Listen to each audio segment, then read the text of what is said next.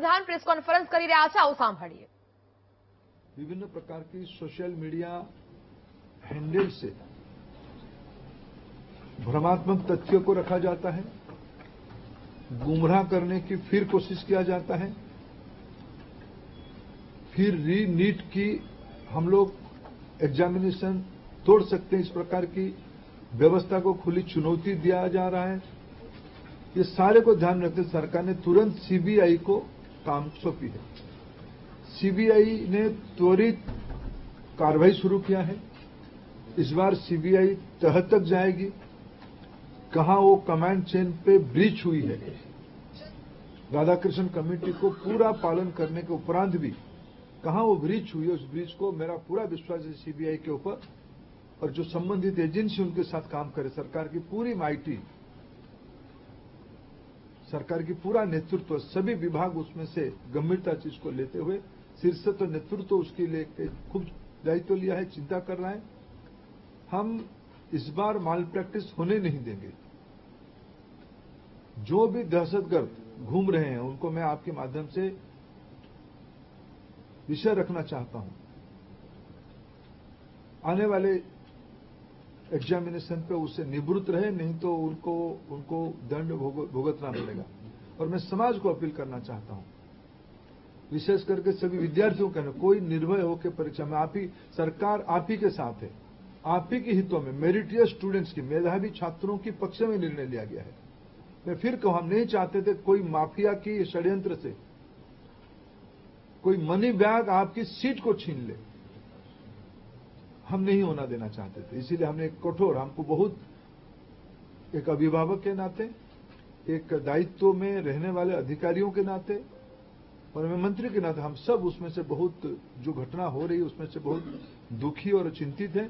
लेकिन हमें बड़े लक्ष्य को लेकर, देश के हितों में हमें कठोर निर्णय लेना पड़ा है। हमको छात्रों पर भरोसा सर्वोपरि है।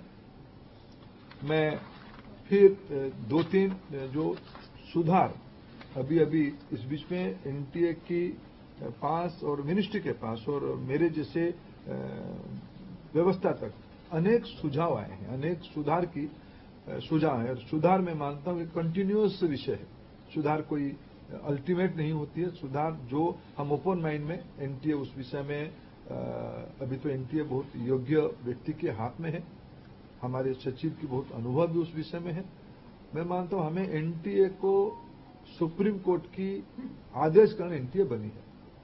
एनटीए हर एक साल 1 करोड़ बच्चों की एग्जामिनेशन कराती है अमूमन। एनटीए और निर्भुल हो, एनटीए में जीरो एरर हो, जीरो यानी जीरो एरर हो, यह हमारी दायित्व है और भारत की व्यवस्था उसको करके रहेगी। इसलिए हम ओपन माइंड पे इस परीक्षा को भी जा रहे हैं। मैंने जैसे 2-3 पहला ही नोटिफिकेशन, जिस दिन परीक्षा कैंसिल हुई, परीक्षा कैंसिल के दिन एनटीए ने एक निर्णय तुरंत कहा था कि हम जो एग्जामिनेशन हो गई, उस एग्जामिनेशन की फीस को हम स्टूडेंट को रिटर्न करेंगे। हम उसमें एनटीए वचनबद्ध है और जो आगे वाला परीक्षा होगा उसकी जीरो फीस होगा। हम विद्यार्थियों के ऊपर कोई आर्थिक बोझ ना आए, हम उसकी दायित्व ले रहे हैं। हमने एक बहुत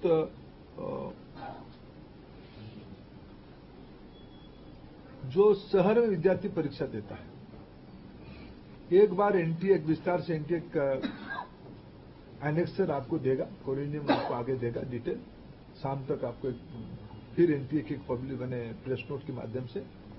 लेकिन प्रथम दृष्टया जो एनटीए ने तय किया है कि हम 1 सप्ताह विद्यार्थियों को अपने पसंद का शहर, क्यों कोई विद्यार्थी कहीं परीक्षा दिया होगा पिछले बार, वो परीक्षा देने के बाद उस शहर से छोड़ा भी होगा, फिर हम एक बार विद्यार्थियों को अवसर देंगे वो किस शहर में परीक्षा देना चाहते हैं, ये विंडो खुला रहेगा।